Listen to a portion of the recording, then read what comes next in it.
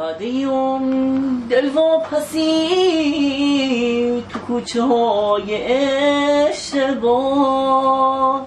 من موندم و تاریکی ها یه دل پر از درد و گناه خسته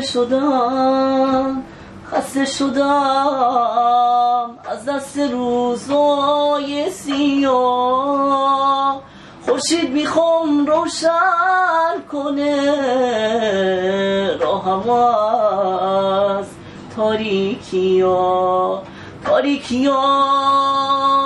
تموم شدن نقشی خورشید میبینم مثل قدیما نمیخوام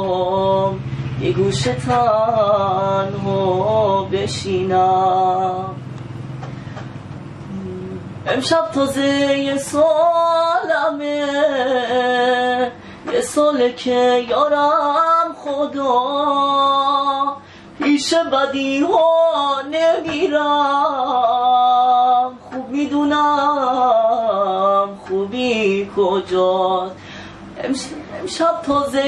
یه سالمه یه سال بین آدم ها اولشم آدم بودم اما نفهمیدم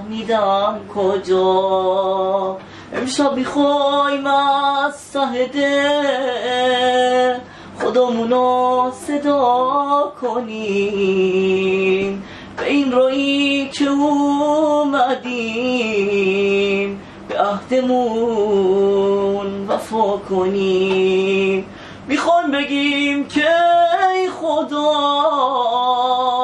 آرامشو از ما نگیر تو زندون قصه و غم دلمونو نکن اسیر شبای بی ستارمون تموم شده شکر خدا الهی که 100 سالشیم خدا نگهدار شما